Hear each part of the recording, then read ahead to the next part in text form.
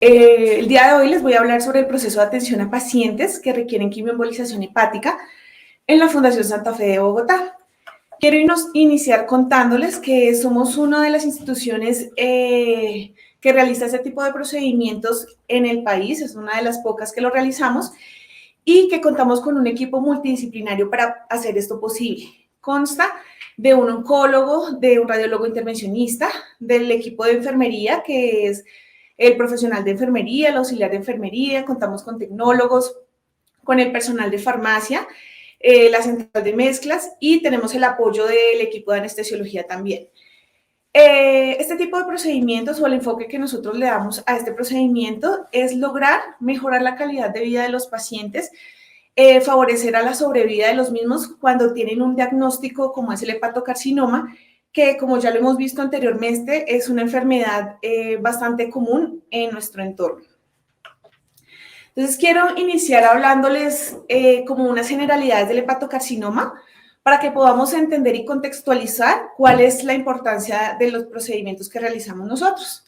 Entonces, el hepatocarcinoma es un tumor maligno que pues afecta directamente las células hepáticas, que son los hepatocitos, siendo el tumor hepático y la forma de cáncer más común en el mundo. Dentro de los diferentes subtipos histológicos, encontramos el cáncer primario de hígado como uno de los más diagnosticados, equivalente al 80 al 90% de los casos. Y pues como vemos acá en la imagen, entonces son células malignas que crecen directamente en el hígado y pues que son, que traen los pacientes que están ya caracterizados y que van a traer imágenes como TAC, resonancia, ecografía y pues como vemos acá en la imagen son lesiones que son de tamaños considerables, bien definidos y que nos permiten identificar a qué pacientes se les pueda poder realizar este tipo de terapias. Es la séptima neoplasia más frecuente, ocupa el tercer lugar en mortalidad por cáncer, siendo para varones la quinta causa de muerte y para mujeres la octava. Dentro de los factores de riesgo más importantes que encontramos para el desarrollo de esta enfermedad es la cirrosis hepática, presente del 70 al 90% de los pacientes que han sido diagnosticados, y de estos pacientes solo el del 10 al 23% son candidatos para tratamiento curativo, entendiendo curativo como trasplantes hepáticos, resecciones parciales del hígado o otro tipo de terapias como la ablación hepática. Y pues son pacientes que del 5 al 30% se van a tener un aumento de la sobrevida a 5 años. Listo. Entonces aquí quiero pues empezar ya a contarles de qué se trata la quimioembolización. Es básicamente una palabra compuesta de dos partes. Una que es la quimio, que es la administración directa de un medicamento antineoplásico en las células hepáticas y que viene acompañada de la embolización, haciendo referencia a la oclusión de un vaso sanguíneo para disminuir el flujo sanguíneo y producir una necrosis. Entonces, es un tratamiento que nosotros lo manejamos como un paliativo para los tumores que se encuentran localizados en el hígado. Puede utilizarse solo como una terapia coadyuvante a quimioterapia, a radioterapia, y en la fundación también lo hemos realizado en conjunto con ablaciones hepáticas. Y pues es un procedimiento que es no quirúrgico, mínimamente invasivo, que realizamos en las salas de hemodinamia por un radiólogo intervencionista como la cabeza del equipo dentro de la sala. Listo, aquí quiero solamente contarles una cosa muy específica, no les voy a hablar sobre fisiopatología porque ya lo hemos hablado anteriormente, pero quiero decirles que el hígado es un órgano muy especial.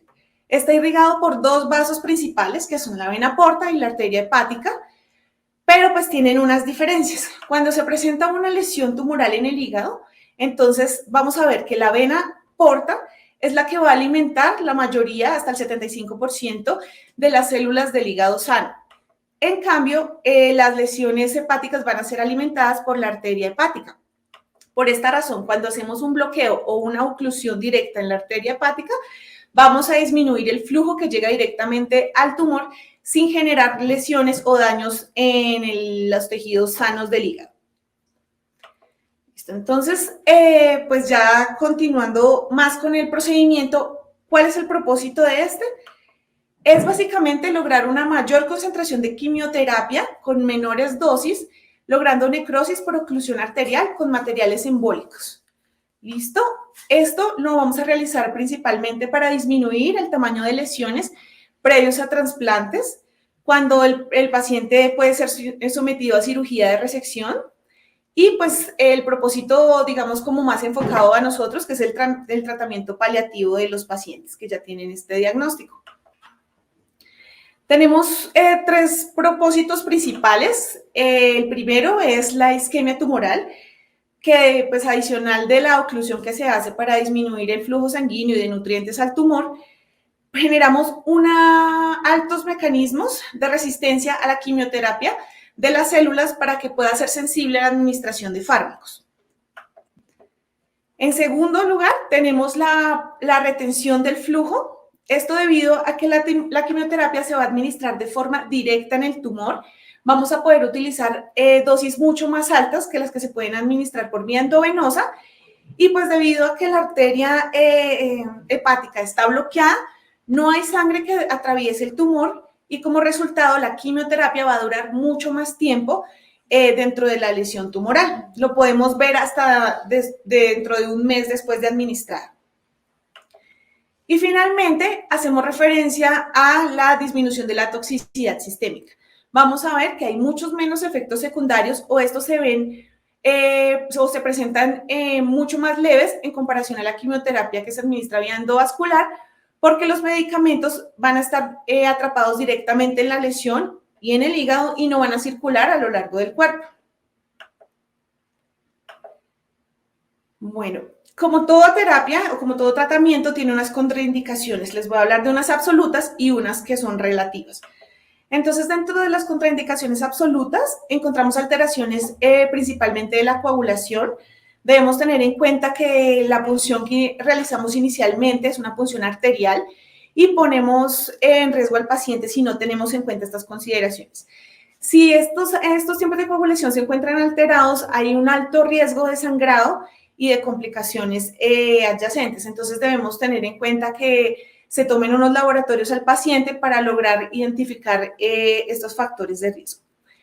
Cuando los pacientes tienen una enfermedad hepática descompensada, estamos hablando de ictericia, de un paciente con ascitis refractaria, con enfermedad encefalopática o un síndrome hepatorrenal, están completamente contraindicadas.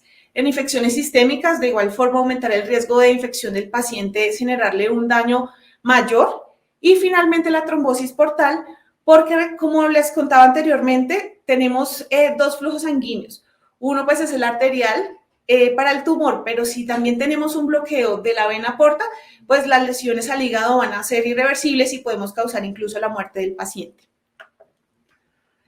Y tenemos también las contraindicaciones relativas. Estas contraindicaciones están relacionadas a tres factores. Uno, que es el hígado, haciendo énfasis en la hipertensión portal, porque si se presenta este tipo de hipertensión podemos generar varices esofágicas y esto aumenta el riesgo de sangrado durante el procedimiento. Por esta razón, el paciente debe tener un gradiente de menos de 12 para poder ser sometido a la terapia. En tumores mayores de 10 centímetros, se ha evidenciado que no hay un buen pronóstico. Por esta razón, se considera que no sería útil para el paciente ser sometido a esta intervención. Y también tenemos otros relacionados a las comorbilidades severas, es decir, a pacientes que tienen tumores adyacentes, que tienen una diabetes descompensada o hipertensión. Y en enfermedades como la dilatación de la vía biliar, porque está relacionado directamente a infecciones y pues a abscesos hepáticos que también pueden ser contraproducentes en el paciente. Entonces deben ser tratados previamente antes de llevar al paciente al procedimiento.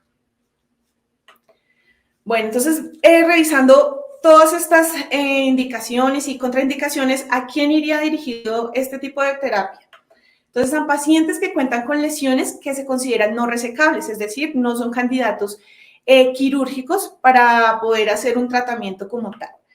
También en pacientes que tienen tumores que van más de 3 centímetros o que pueden tener hasta 5 centímetros de ancho.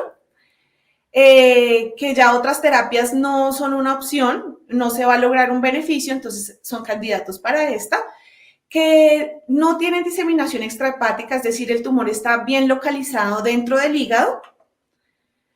En pacientes que tienen una reserva hepática conservada y que van a responder de forma positiva al tratamiento, no cuentan con hipertensión portal, por lo que les expliqué anteriormente, y finalmente pues tienen un estado funcional preservado a nivel general.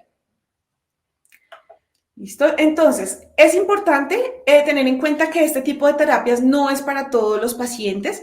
Siempre se debe hacer una caracterización clara de los pacientes e informar a los pacientes si es posible o no realizarlo.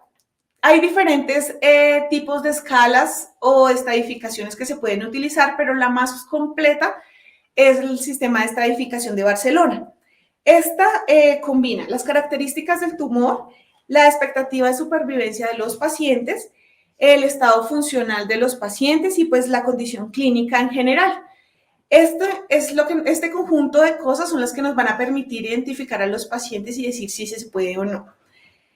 Esta escala está hecha específicamente para pacientes con diagnóstico de hepatocarcinoma y pueden llegar de dos maneras a la institución. Entonces, pacientes que tienen un estadio temprano o estadio A, que tienen un nódulo único o hasta 3 nódulos que son de menos de 3 centímetros y que tienen un estado funcional de 0, que se acerca a un estado funcional normal del hígado, en donde podemos usar terapias como la resección, los trasplantes e incluso la ablación hepática, y se consideran terapias curativas, es decir, el paciente lo más probable es que supere el tumor y pueda seguir su vida común y corriente.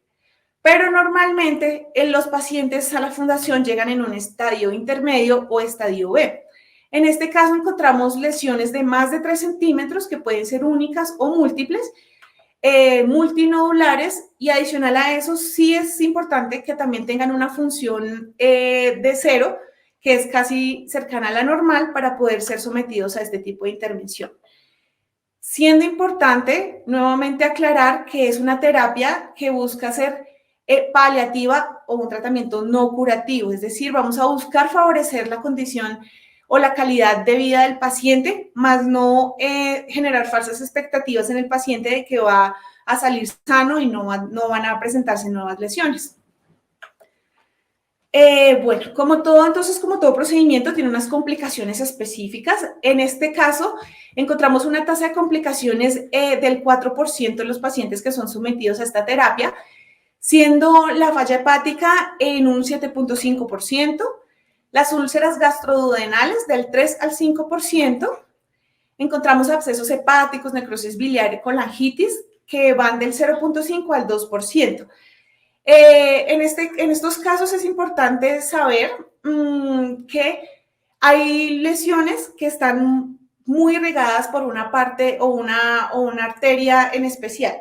Si esto no es así, debemos tener en cuenta el calibre de las micropartículas que nosotros administramos para evitar que las arterias o los vasos que van a irrigar el hígado sano también se vean comprometidas y puedan generar una necrosis o una oclusión. Se presenta una insuficiencia renal en menos del 2% de los casos y la mortalidad a los 30 días es menor al 1%. Esto quiere decir que se puede considerar un procedimiento seguro para nuestros pacientes. Listo, entonces ya teniendo en cuenta como la generalidad del procedimiento, de cómo podemos hacer la elección correcta del paciente, les voy a comentar cómo es el proceso en la Fundación Santa Fe de Bogotá directamente, porque como les decía, hay muchas instituciones en las cuales se realiza. Entonces, a nosotros llegan pacientes extrainstitucionales e institucionales. Lo importante aquí es que hayan pasado o hayan sido valorados y estratificados por un oncólogo institucional. ¿Listo? Este profesional lo que va a hacer es enviar al paciente para una valoración por radiólogo intervencionista, quien va en conjunto con el profesional de enfermería a realizar una entrevista en donde se va a ratificar o a contraindicar el procedimiento. Entonces hacemos la elección de los pacientes a partir de la revisión de unas imágenes diagnósticas y adicional a eso, pues a los laboratorios que el paciente traiga previamente. Si el paciente se considera candidato para este tipo de terapias, lo que hacemos es una explicación del paso a paso del procedimiento. Hacemos una parte administrativa, que es la entrega de órdenes para que sean autorizadas por la aseguradora, que está relacionada a toma de laboratorios, valoración preanestésica, el proceso de hospitalización al que debe ser sometido el paciente un día antes del procedimiento y la toma de la prueba COVID-19. ¿Listo? Entonces, previo al procedimiento, como les decía, el paciente debe estar en servicio de hospitalización. Esto para poder realizar la toma de los laboratorios, que están incluidos los tiempos de coagulación, cuadromáticos para verificar las plaquetas, para evitar o disminuir el riesgo de sangrado. Tomamos una creatinina porque nosotros administramos medios de contraste durante el procedimiento. Se hace una valoración preanestésica en donde si se requiere hacer una toma de exámenes adicionales, lo podemos hacer durante ese proceso previo de la hospitalización. Se toma la prueba COVID-19, que depende del esquema de vacunación del paciente. Se puede realizar PCR o antígeno. Se realiza la orden de la preparación de la quimio, que se hace el día antes, porque primero debe ser realizada por el oncólogo institucional, que es la única persona que tiene la potestad de hacerlo, y adicional a eso se debe enviar la orden previamente a la central de mezclas para que pueda realizar la preparación adecuada del medicamento. Y se hace la orden de canalización y administración de medicamentos adicionales al paciente. Entonces aquí voy a hacer un paréntesis porque hace parte de la preparación previa para el procedimiento, que son la carga o preparación de las micropartículas. Aquí quiero contarles como a grandes rasgos que las micropartículas son microesferas de hidrogel que son biocompatibles, es decir, nos aseguramos de que no le vayan a generar ningún evento adverso al paciente. Son hidrófilas y no reabsorbibles, lo que va a permitir que ocluyan el vaso sanguíneo que queremos tratar. Se calibran con precisión y son capaces de cargar doxorubicina y otros agentes citostáticos que se utilizan en el procedimiento. En nuestro caso, la doxorubicina es el medicamento de elección porque ha presentado buenos resultados, entonces es del que vamos a hablar, pero existen en el mercado múltiples medicamentos para este tipo de terapias. ¿Qué ventajas trae el uso de estas micropartículas? Entonces, primero, tienen una liberación lenta, es decir, que nos van a permitir asegurar que la quimioterapia esté por mucho más tiempo dentro del tumor. Se presentan menos niveles a nivel sistémico, por lo mismo, como hace una oclusión, no va a haber medicamentos circulando en el torrente sanguíneo del paciente y genera pues menos daños en los tejidos que no son neoplásicos. Estas partículas se producen a partir de un alcohol de polivinilo y tienen una característica muy especial, y es que debido a que están disponibles en diferentes tamaños, logran adaptarse de forma adecuada a cualquier tipo de vaso sanguíneo que se requiera. Adicional a esto, pues digamos que estas micropartículas llegan a la central de mezclas con unos códigos de colores que son importantes tener en cuenta, que son para el tamaño, está relacionado el color con el tamaño de la micropartícula. Entonces, en el amarillo son de 100 a 300, azules son de 300 a 500 y rojos son de 500 a 700. Esto es importante también porque dependiendo de eso, está disponible el tiempo de carga de las micropartículas con la doxorubicina. Entonces, por ejemplo, si queremos lograr una absorción total del 98% de la doxorubicina, debemos disponer en partículas de 100 a 300 de 60 minutos, de 300 a 500 de unos 90 minutos y de 500 a 700 de alrededor de unos 120 minutos. ¿Listo? Esta información es importante para poder tener todo listo antes del procedimiento. ¿Listo? También es importante definir, según la cantidad de doxorubicina que se quiera cargar, cuál es la disponibilidad que debemos tener de las micropartículas. Por lo general, a nosotros nos preparan una jeringa con 150 miligramos de doxorubicina, que equivaldría a 2 viales de micropartículas. Entonces, como lo vemos aquí en la imagen, llega en una jeringa completamente estéril para que el doctor la pueda abrir en la mesa quirúrgica, de color rojo, que es característico del medicamento. Viene rotulada bajo todas las medidas de seguridad, con el nombre del paciente, la fecha de vencimiento y pues los datos que nosotros requerimos para hacer una especie de lista de chequeo y verificar que ese medicamento sí fue preparado para el paciente al que vamos a intervenir. Listo. Entonces, la doxorubicina, como les contaba, es el medicamento de preferencia en nuestros procedimientos y pertenece a una clase de medicamentos llamados antraciclinas. Lo que hace básicamente es actuar retardando o deteniendo el crecimiento de células cancerosas en el cuerpo y nos ha dado muy buenos resultados en todos los procedimientos que hemos realizado. Entonces, como les decía, hay un sinnúmero de medicamentos que se pueden utilizar en ese tipo de terapia, pero depende del criterio del oncólogo y obviamente del radiólogo intervencionista, el cual se debe administrar.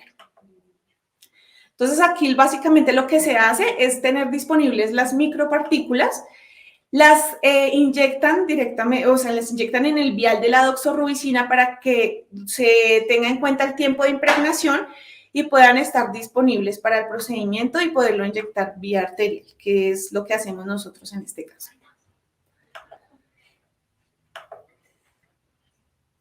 Bueno, como todo medicamento antineoplásico tiene unos niveles de toxicidad que debemos tener en cuenta. Normalmente se recomienda que no se administre una dosis mayor a 150 miligramos porque nos puede generar lo que conocemos como el síndrome post-quimioembolización. Estos síntomas están relacionados directamente con dolor abdominal, fiebre, náuseas y vómitos, como de pronto la administración de una quimioterapia endovenosa. Pero aquí lo importante es tomar medidas para que este tipo de síntomas que se consideran demasiado desagradables no se presenten en el paciente. Lo que hacemos es administrar una medicación previa que se puede hacer en el servicio de hospitalización previo a que sea trasladado a hemodinamia o lo podemos hacer directamente en el servicio de hemodinamia. Lo que hacemos es tener al paciente hidratado durante todo el tiempo, antes, durante y posterior al procedimiento. Se hace una profilaxis antibiótico para evitar el riesgo de infecciones. Normalmente administramos ampicilina sulbactam 3 gramos o 1.5 dependiendo del peso del paciente. Se administran corticoides como la dexametasona de 16 miligramos y antieméticos, de preferencia el ondansetron, que va de 8 a 16 miligramos, de igual forma según el peso del paciente. Listo. También tenemos una parte administrativa, no solamente asistencial, para poder tener la preparación adecuada del paciente. Contamos con un consentimiento informado que va a firmar el paciente de forma voluntaria, entendiendo qué es lo que se le va a realizar después de que el radiólogo intervencionista le ha dado de forma detallada el paso a paso del procedimiento, las contraindicaciones y pues bueno, todo el proceso que se va a realizar.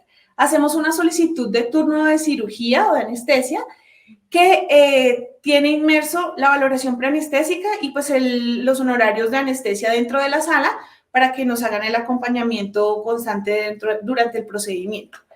Y contamos con una lista de chequeo que nos permite lograr, pues obviamente, la realización del procedimiento bajo una seguridad total del paciente. Se realiza antes, durante y posterior al procedimiento, donde están los datos básicos del paciente y pues del procedimiento que se le va a realizar y las indicaciones que ya les he contado anteriormente.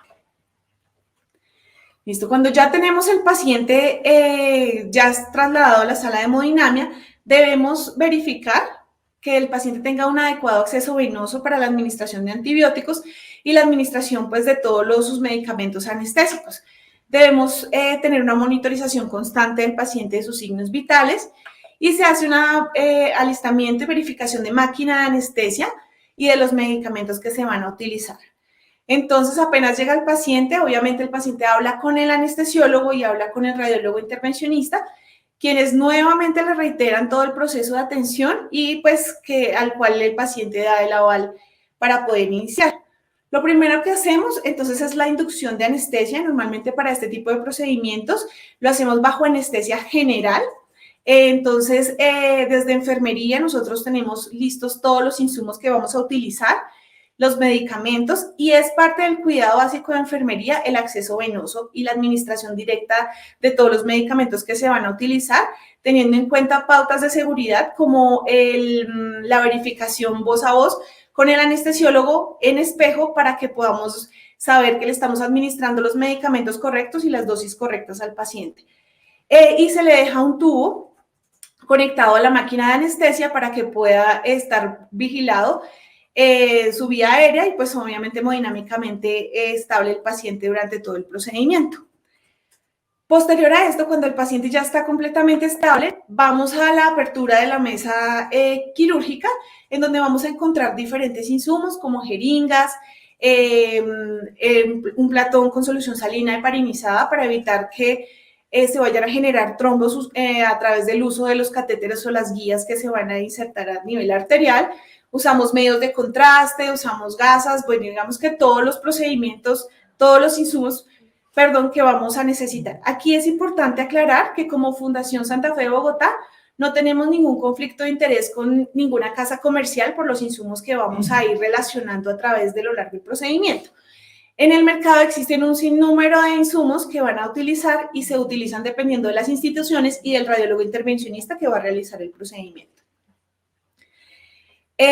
Bueno, ya continuando entonces con el procedimiento, el doctor, el radiólogo intervencionista, con su equipo completamente estéril, todas sus medidas de bioseguridad, procede a hacer la desinfección del área puncional, que es el área femoral derecha, con Solupret. Después de eso pone una manta quirúrgica estéril en el paciente y prosigue a la infiltración de lidocaína, que es un medicamento, que es un anestésico local, que se administra independientemente de que el paciente se encuentre bajo anestesia general. La idea es que cuando el paciente salga se evite de sentir la mayor cantidad de dolor posible.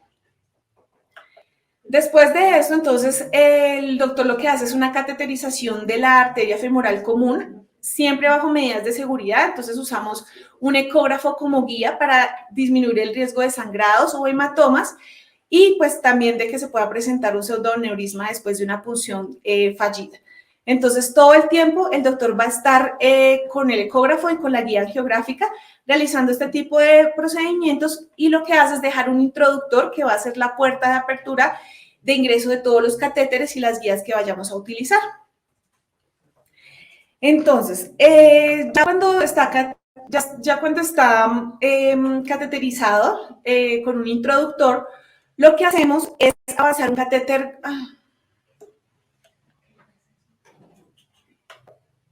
No me pones.